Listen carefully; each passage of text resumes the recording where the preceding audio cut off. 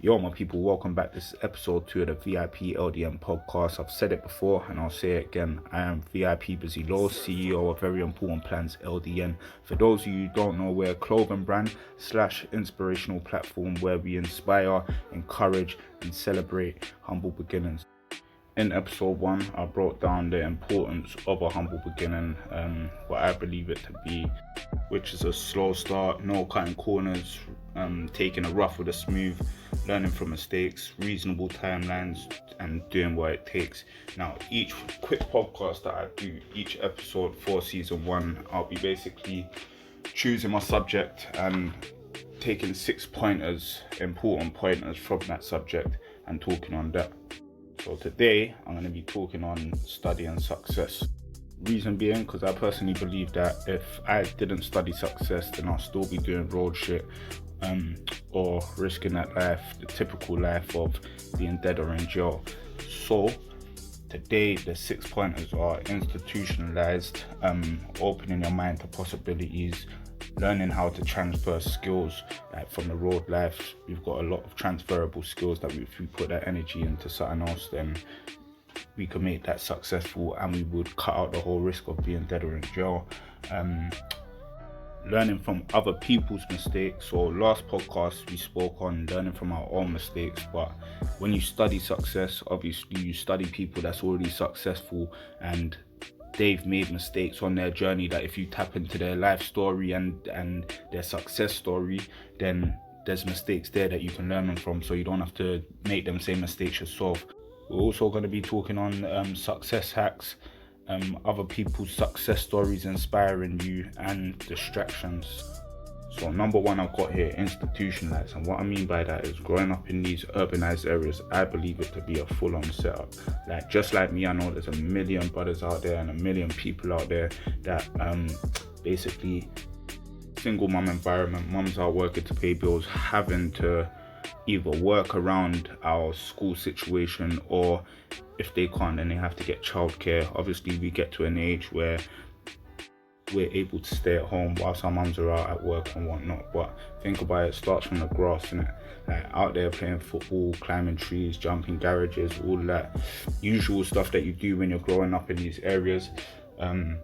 Turns into, we see the elders out doing their little bits and bobs, obviously causing trouble, doing what they're doing. We look up to that, innit? Because these are older people from the environment that we're in, so inevitably we're going to look up to that. And then as we get older, we start weaning into that sort of lifestyle that they're living.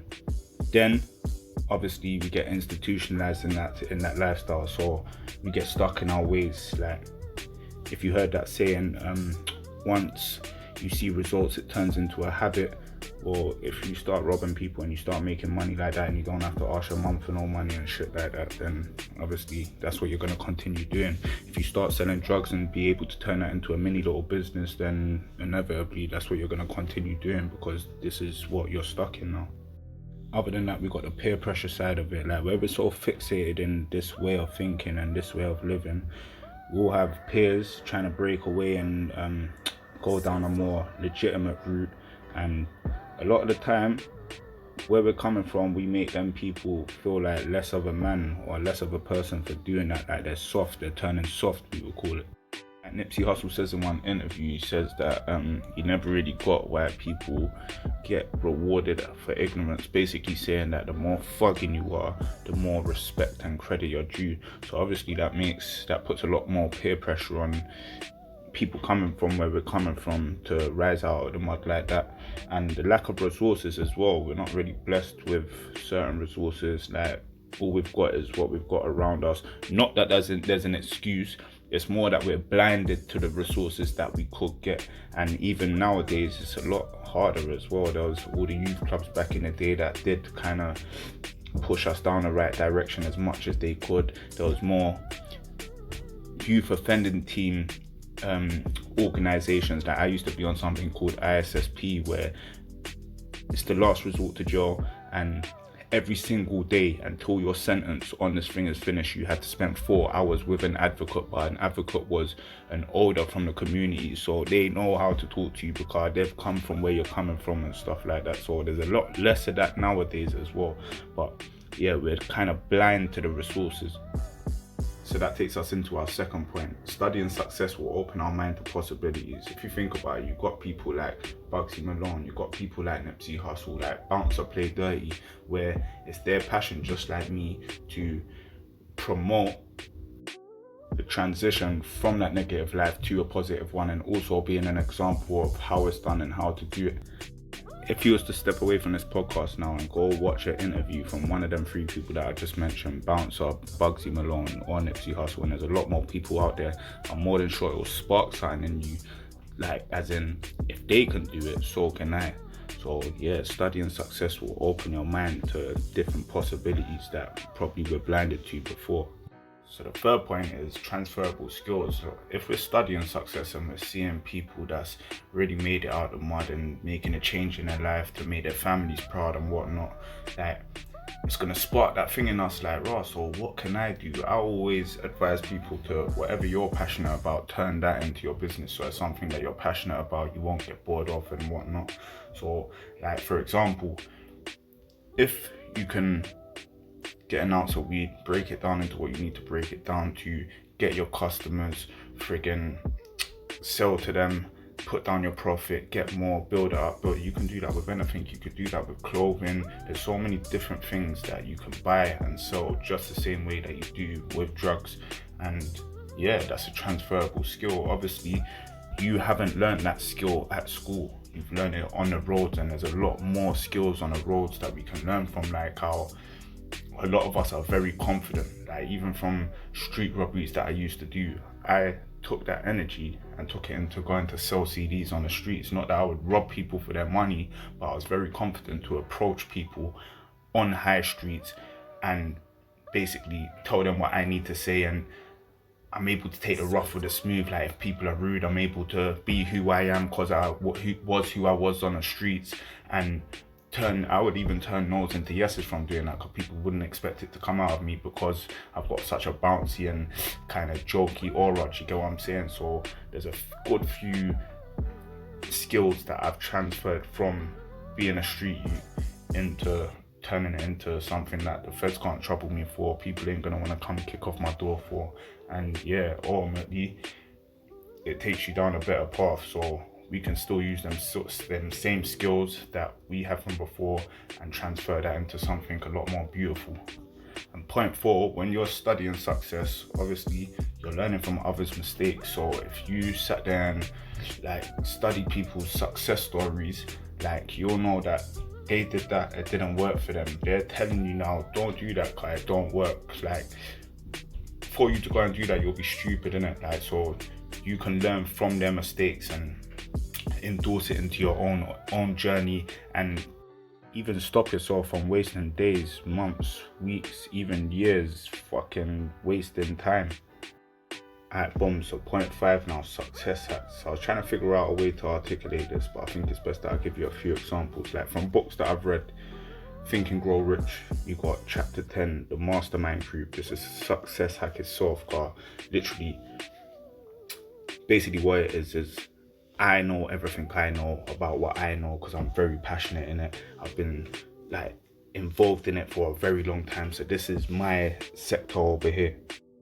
Now, you got people around you, whether it's friends, family, or you can meet people on your path, on your journey, that know a lot about something you don't know about. So instead of you having to go study that and sit down for hours learning about that, the hack is that where that's your mastermind group, if you structure it in a way like they can call you for whatever they need to know about what you know about, and vice versa.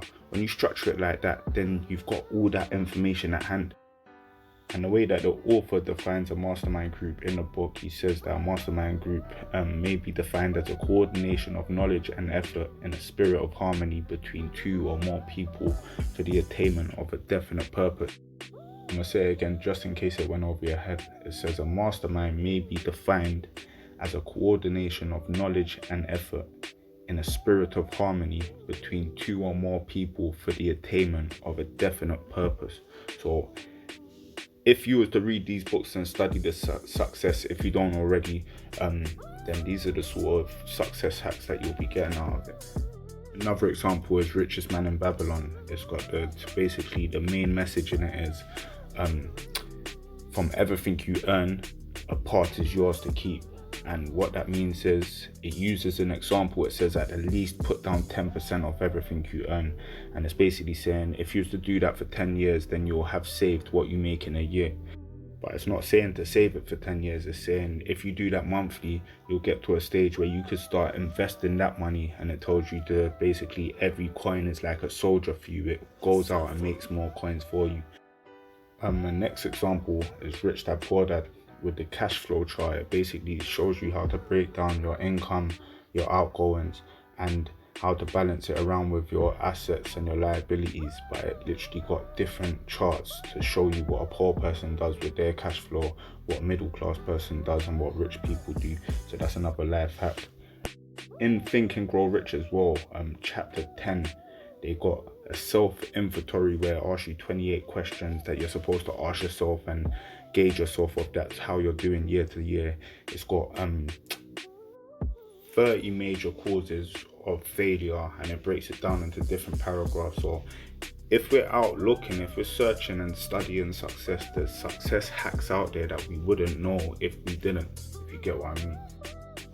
And at point 6 now, other people's success will start to inspire you. So if you're studying success and you're looking into these things, alright, let's take it back. In the streets, there's nothing but hate. Like, he's got that over there, we ain't got it, we want it, we might even have it, but we just want his as well. Like, there's a lot of hate. So this is what we're built on basically, and what we've been surrounded by. So that leaves our mind fixated in that way of thinking. But when you start studying success, and obviously you have to take yourself out of that kind of vibe and that way of thinking anyway to start studying success. When you start studying success, like, you'll see people making moves and be learning from that. So their success will inspire you. Like, this is why I'm a massive Nipsey Hussle fan. I'm not like this because I listened to Nipsey Hussle. I've been reading books for years. I heard this rapper and I was thinking, yeah, this rapper studies success and he puts that on a beat. This is the rapper I need to listen to. So when I'm listening to him, back in the day when I first started listening to him, obviously I had years of albums to go back to, and I like bangers from every single album. But when I'm listening to him, like, I will close my eyes and visualize myself where he is, because he's out to inspire people and this and that. I've had that passion for years now. So yeah, like, his success really inspired me. It's like, as I say, Bugsy Malone, I've watched his interviews and that, and the struggles that he's came from, and the way how he used the law of attraction from young, and that, like, that really resonate with man. But it inspires, man. Can't wait, he's younger than man and he's got what he's got, but it's doable. I'm not gonna hate on him. Let me watch another interview. And to be completely honest with you, I'm not really a massive grime fan. I don't, like, it's not music that I'll sit down and chill out to. But you see that success and his aura and how he's built to what he's built to, and his mindset and what he does, that really inspires me. You get it? Like, Bouncer, the moves that he's making right now really inspire, man. And these people I'll tap into and look for something to spark something extra in me. But yeah, we're gonna wrap this up here. If you haven't subscribed, please hit that button, turn on the notification for next week's podcast. We got shit to do hoodies out right now. Go check out their Instagram for them. And we got a lot more colors coming out soon as well, and different designs, full tracksuits, whatnot. Just check out their Instagram for that. And if you haven't already, go and check out the part 1 of the VIP Busy Low story, where I'm explaining who I am, where I'm coming from, decisions that I've made to basically turn me into the person that I am today. So yeah, this is the VIP LDM pod. This is episode 2. Episode 3 coming out next Friday.